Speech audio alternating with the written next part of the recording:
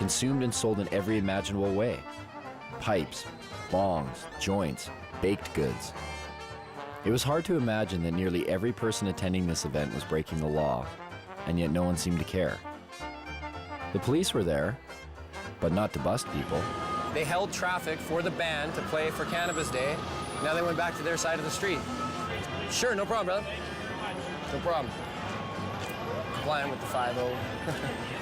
One of the organizers told me that in all the years this event has taken place, there's never been a violent incident, except once, by a man who's believed to be under the influence of alcohol. We heard there was a jazz festival happening at the same time on the other side of the block. It wasn't doing quite as well, but there was one group doing all right.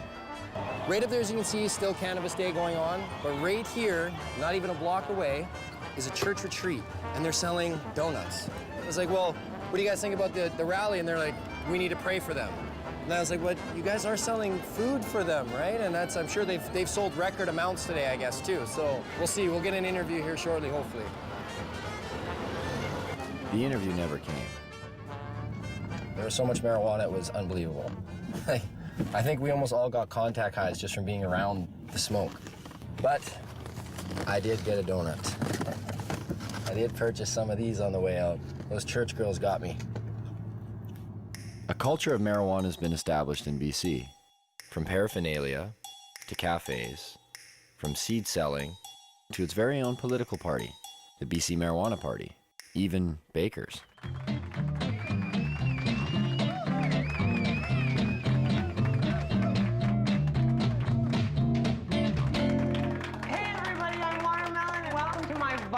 Cooking show, Baked and Baking, where we're gonna revolutionize the cooking show and we're gonna let you guys in on the action. Meet Watermelon Girl. She's made a name for herself as BC's only drug dealing, nudist, comic, pinup, baker. Did I get all that in? She was arrested for selling her cookies down on Wreck Beach. A nude beach. Is this for real?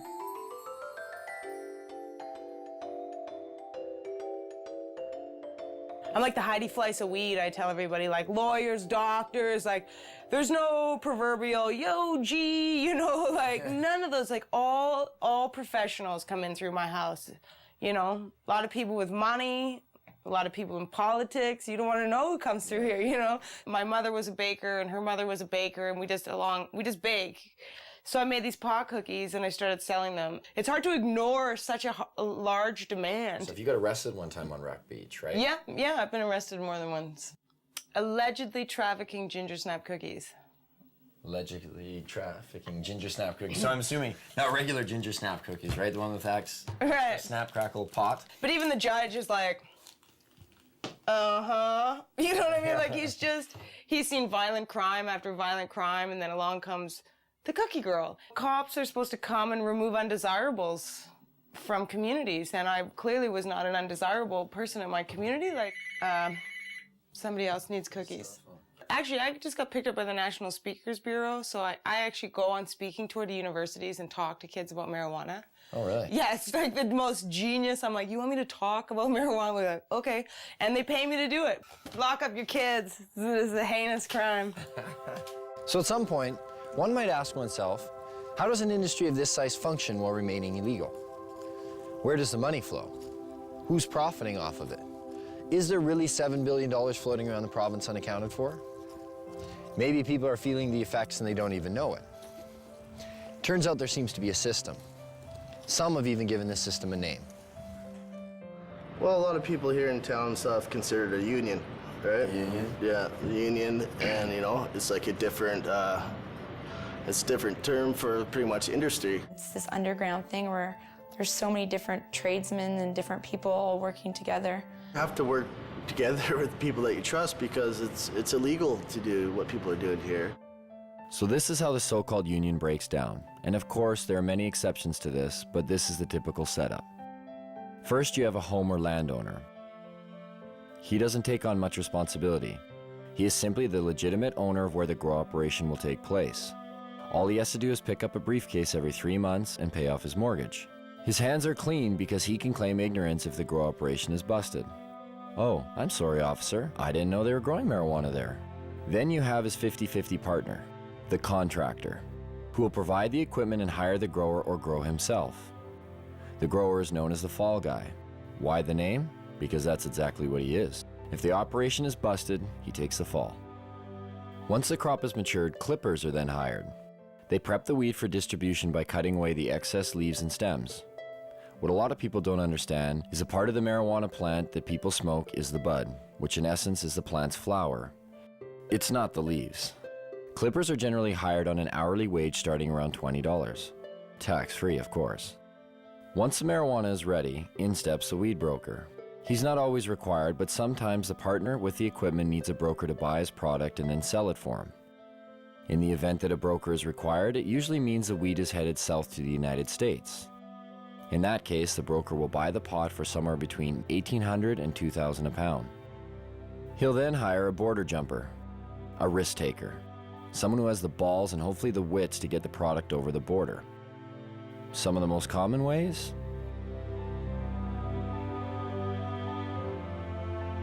The border jumper's fee varies with each trip, but they're always well paid. Once a product has reached the broker's US connection, it will earn about $3,000 a pound. The farther south it goes, the more it makes. If it manages to make it all the way out east to areas like New York, the price is driven even higher, somewhere between $3,500 and $6,000 a pound. Stricter laws demand higher prices and in turn provide more profits. In Miami, 7 to 8 pounds of BC bud will trade for 1 kilo of pure yayo. Cocaine. That in turn makes its way back up to Canada. And sells for anywhere from $30,000 to $35,000 a key. If the marijuana manages to stay in the province, it will usually sell for around $1,800 to $2,000 a pound, depending on how flooded the market is. This is just the tip of the iceberg. The union embodies a slew of businesses and services, generating profits both directly and indirectly for the province. Some know they are involved and others choose not to acknowledge the benefits they gain from it. Carpenters build tables, rooms, sheds, and anything else that's needed for a grow show. Brand new homes are being built expressly for the purpose of housing a marijuana grow operation. Electricians set up lights, wire the electrical components, divert power if necessary. Hardware stores provide construction materials to build rooms and grow operation structures. Hydroponic stores supply lights, nutrients, soil, and other equipment needed to grow. Seed sellers provide, well, seeds. Clone growers create clones from other marijuana plants to aid in quicker grow cycles. Real estate agencies market houses to growers, unknowingly, but they profit all the same. There are some realtors, though, who are directly involved in the union and will actually cater to growers' needs, finding houses in secluded areas with big basements and power that can be spliced and stolen. Mortgage brokers and lease brokers who help growers with poor credit get the houses they need to start up. Banks who have minimal security to prevent illegal money from being deposited. The way it works now is deposits over $3,000 are sometimes questioned but are left up to the teller to decide whether the deposit is suspicious. If they believe it is, they may put a note on the account. It isn't until a $10,000 deposit that a mandatory FCAC form is filled out and sent away. But it is possible for $9,999 deposits to go through with little question. Oh, you sold some motorbikes. Cool. Oh, you sold your boat. Neat. Thanks for the business.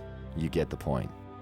Lawyers and law firms who provide counseling on how to make grow money legit. They help set up and incorporate LTD companies and holding companies to launder money. They also provide legal counsel to keep busted growers out of jail. The electric company who makes money off of enlarged electric bills due to excess lights. The only time they seem to get involved is when they think someone is stealing the power.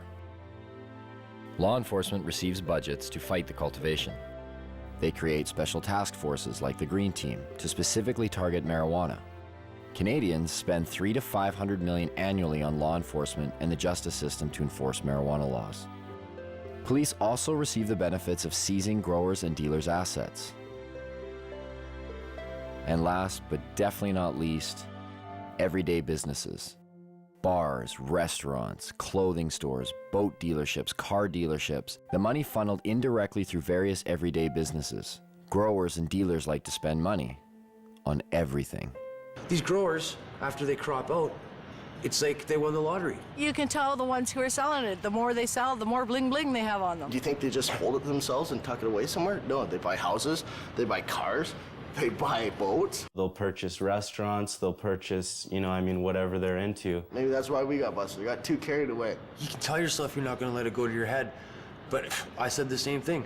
But when the money comes in so easy, you get accustomed to that lifestyle, and before you know it, you become a steamer, you become a hot rod. And that's what it comes down to. Yes, organized crime moves a majority of the product once it's available on the market, but there aren't a lot of bikers out there watering plants. It's mom and pa operations, it's young guys who see opportunity.